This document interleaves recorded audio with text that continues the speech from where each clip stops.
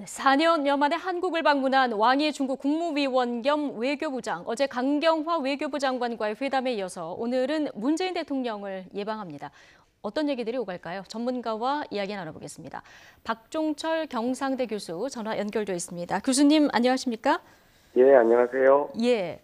자, 한중 외교장관 회담이 서울에서 열린 건 2015년 3월 이후 지금 4년 9개월 만이라고 하고요.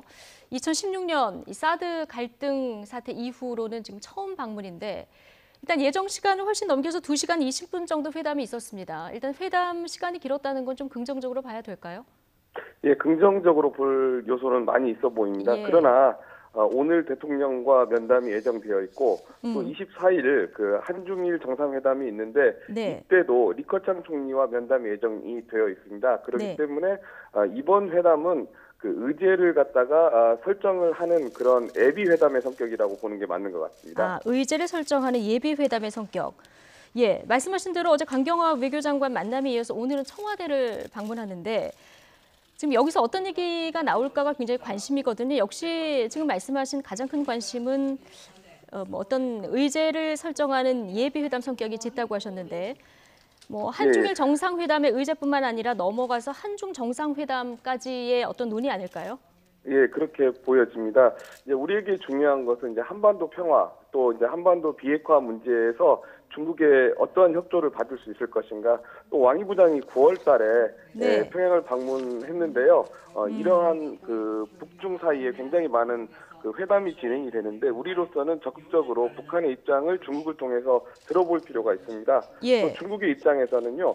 미중 경쟁이 심화되고 있습니다. 심화되는데 중국의 입장에서는 그 저기 1대1로라든가 또는 한국, 중국, 일본이 공동으로 그 제3국에 있어서의 인프라라든가 시장 진출을 희망을 하고 있는데요. 한국이 여기에 어느 정도 호응할 수 있는가가 중국의 입장에서는 중요한 문제라고 보여집니다. 예. 미중 경쟁 이 상황 하에서 한국이 중견국으로서 어떠한 그 입장을 보일 수가 있는지가 중국으로서는 최대 현안 중에 하나라고 보여집니다. 예, 알겠습니다. 지금 여러 가지 오늘 이야기가 나올 부분들을 짚어주셨는데 하나씩 좀 들어가서 보면 지금 사드 갈등 이후 우리 입장에서 관심은 한한령 이 부분이 풀리느냐 여부 아니겠습니까? 어제 회담에서 이 금지령을 푼다 일부 공감대는 있었다 이렇게 알려지고는 있는데 이게 정상화 폭이라든가 속도 등을 놓고는 조금 미묘한 입장 차이가 있는 것 같아요. 예, 앞으로도 이걸 푸는 문제에 있어서는요.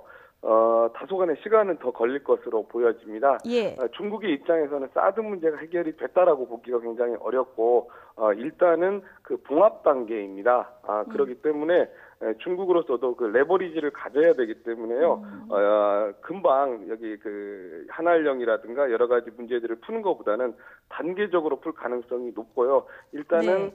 그 양측 정상이 만나가지고 공동의 그 공감대를 형성하는 게 더 중요한 것 같습니다. 예, 지금 일단은 외교부장이기 때문에 정상이 만나기 위한 예비 회담의 성격이다 이렇게 보는 게 맞는 것 같습니다. 한한령 관련해서는 지금 제한적으로는 조금 풀려 있긴 한데 이 앞으로도 단계적으로 좀 풀어갈 문제다 이런 얘기를 해주셨고요. 중국으로서는 굉장히 한중 관계가 여전히 어색한 관계라고 볼 수가 있습니다. 중국 입장에서 봤을 때. 그렇습니다. 예. 알겠습니다. 지금 그리고 또 중국 입장에서 관심을 보이는 분야 중 하나는 앞서 말씀하신 한국의 1대1로에 참여하느냐 마느냐 이 여부 아니겠습니까? 근데 일단 1대1로가 어떤 거고 이게 중국에 어느 정도 의미가 있는지 좀 시청자들 이해를 위해서 설명을 해주실까요? 그 1대1로는 이제 중국 측의 입장에서 보면은요. 네. 그 중국과 또 중국의 특히나 이제 서부 지역 내륙과 유럽까지 있는 몇 개의 선을 갖다가 연결을 하는 겁니다. 그 해상과 육상의 선을 잇는 건데요. 네. 그 실질적으로 그 이제 미중 경쟁이 강화가 되면서 지금까지는 해안에서 자유롭게 이 그 중국 배들이 운행이 되어 있었는데 앞으로 미중 경쟁 하에서 중국도 독자적으로 자기들의 이 그 선박을 갖다가 운용할 수 있는 능력을 갖다가 기르려고 하는 것도 있습니다. 또 하나는 중국이 해안 중심으로 개발이 되어 있는데요. 중국 내륙이 개발이 많이 지체되어 있는데 이 내륙을 개발하기 위한 하나의 국내 전략이기도 합니다. 그렇죠. 어떻게 보면 중국의 미국에 대한 야심찬 계획이기도 한데 그런데 지금 우리의 1대1로 참여를 미국이 껄끄럽게 보고 있는 이런 상황 아니겠습니까? 중국도 이걸 예, 알 텐데 직접 요구를 할까요? 예, 예를 들어서 예. 작년에 아베 총리가 10월 달에 중국을 방문해가지고요, 중일 관계가 전격적으로 개선이 됐고, 네. 또 중국이 희망하는 제3국 시장의 진출, 또 제3국에 있어서의 인프라 진출을 갖다가 공동으로 하기로 합의가 되어 있습니다. 그리고 내년도에도 대규모로 중일 사이에 회의가 준비가 되어 있는데요. 특히 중일 간의 시장과 인프라 협력의 타켓이 되는 지역이 아세안입니다. 우리도 지난주에 한 아세안 특별회담을 했는데 네. 중국의 입장에서는 한국 또 중일이 따로따로 이렇게 아세안에 진출하는 것보다는 공동으로 진출을 함으로 인해 가지고 예. 시장과 또 인프라 분야에 있어서 미국을 견제하기를 희망하고 있습니다.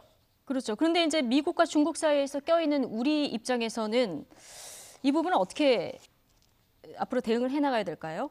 예, 일본도 지금 인프라 개발이라든가 시장 진출에 있어서는요, 중국과 일을 같이 하고 있고, 또 유럽의 많은 나라들도 1대1로에 동참을 하고 있는 상황이기 때문에, 네. 이 시장과 또 이 정치적인 대결을 조금 분리해서 접근해 갈 필요가 있지 않을까라고 생각이 됩니다.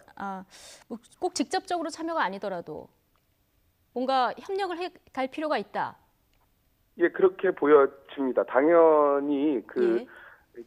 중국이 지금 많은 재원을 준비를 하고 예. 또 이게 이제 세계 경제의 하나의 동력이 될 가능성이 있기 때문에요. 우리로서는 적극적으로 1대1로를 참여를 할 필요가 있고 또 최근에 중국의 고위층들이 요녕성을 방문해 가지고요. 네. 북한의 1대1로의 참여 같은 것을 현재 논의하고 있습니다. 예. 또 최근에 흥미로운 것은요.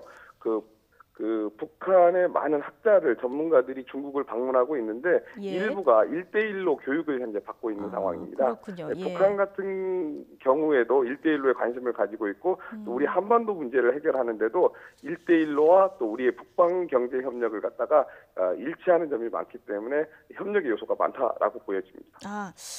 한반도 문제를 푸는데도 뭔가 좀 도움이 될 만한 부분이다라고 얘기를 해주셨는데, 자, 한반도 문제 지금 연말 다가오면서 현재 한반도 정세에 대해서 좀 관심은 집중이 되고 있고 긴장감도 지금 높아지고 있는 이런 상황입니다.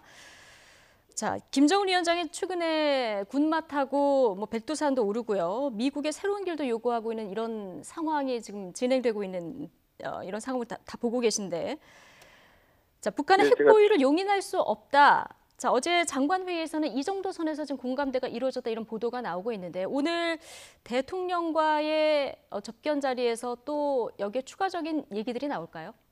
예, 현재 중국이 북한을 제어하는 굉장히 중요한 역할을 하고 있고요. 하노이 결렬 이후에 북미 회담의 틀에서 북한이 벗어나지 못하도록 중국이 상당한 압박과 더불어 가지고 상당히 많은 지원을 하고 있는 상태입니다. 예. 또 제가 올해 대충 세어 보니까 중국의 북중 사이에 장차관급 이상의 교류가 한 40여 회 이상이 있었습니다. 네. 그리고 중국 측에서 한 수백만 명, 한 2, 300만 명에 이르는 인원들이 관광을 북한으로 가고 있고 또 반대로 북측의 많은 인원들이 중국에서 연수와 학습을 하고 있는 상황입니다. 예. 그렇기 때문에 현재 중국이 북한 내부 상황을 굉장히 면밀하게 잘 알고 있고요.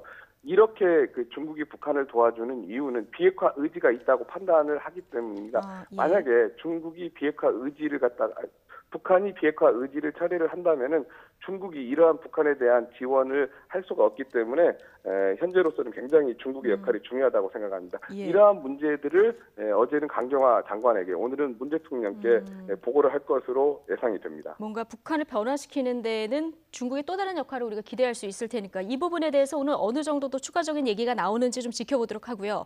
중국은 지금 미국과 무역 전쟁도 벌이고 있고 홍콩 사태로 좀 갈등도 큰 이런 상황 아니겠습니까? 어제 왕이 외교부장의 발언 중에서 또 하나 주목되는 부분이, 자, 우리나라에서 한 발언인데요. 미국을 공개적으로는 견제한 듯한 발언이 있었습니다. 큰 나라가 작은 나라를 괴롭히는 내정 간섭에 반대한다. 뭐 이런 표현까지 썼던데 어떻게 들으셨습니까? 예, 우리로서는 굉장히 조금 어려운 숙제를 받은 느낌이었습니다. 사실 한중 관계가 이렇게 비틀어진 이유 중에 하나가 사드 배치 문제였는데 사실은 사드 배치는 한중 간의 현안 이슈라기보다는요. 미중 사이에 풀어야 될 문제인데도 불구하고 우리가 현재 어떻게 보면은 상당히 큰 타격을 받고 있는 상황입니다. 그렇죠. 근데 앞으로 이러한 그 미중 경쟁 또 갈등 사이에서 우리에게 더 많은 이렇게 숙제가 던져질 것으로 예상이 되는데요. 우리가 이것을 해칭하고 회피하는 외교가 또 필요하고 또 우리 이제 외교 체제가 현재까지는 개발도상국이라든가 예. 체제였는데 앞으로는 이제 중견국으로서 또 이렇게 좀 몸집이 커진 상태이기 때문에 우리도 미중 사이에서 독자적인 노선을 개발하는 것도 굉장히 중요할 것이라고 생각이 듭니다. 미중 사이에서 압박 사드 때도 한번 경험을 했습니다마는 지금 미국은 중거리 핵전략 조약인 NF에서 탈퇴를 했고요. 아시아 동맹국 어디에다가 이제 중거리 미사일을 배치하는 방안을 구상 중 아니겠습니까? 우리나라도 가끔 이제 거론이 되는데 한국이 미국 미사일을 받아들이면 안 된다. 어제 이런 뭐 얘기가 나왔다 이런 보도들이 있었습니다. 이런 압박도 앞으로 좀 더 있을까요?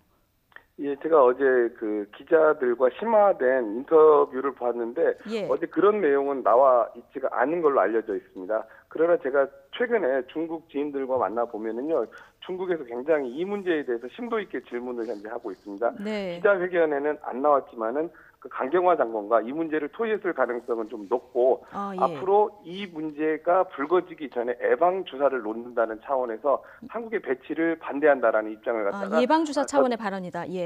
전달했을 가능성이 높고요. 또 하나의 중요한 문제는요. 만약에 우리가 중거리 탄도 같은 것을 배치를 한다면은 북한 미사일 문제를 푸는데도 굉장히 어려운 난제가 될 것으로 보여집니다. 북한이 미사일과 미사일 실험과 배치를 하는 굉장히 큰 명분을 줄 가능성이 있기 때문에요. 굉장히 신중하게 중국과 북한 문제에 대해서 접근할 필요가 있습니다. 지금 대북, 대미, 대일 외교 어느 하나 지금 쉬운 부분이 없는 상황인데 특히 중국과 미국 사이에서의 외교 정말 어려운 것 같습니다. 자, 중심을 좀 잘 잡아야 될 것 같고요.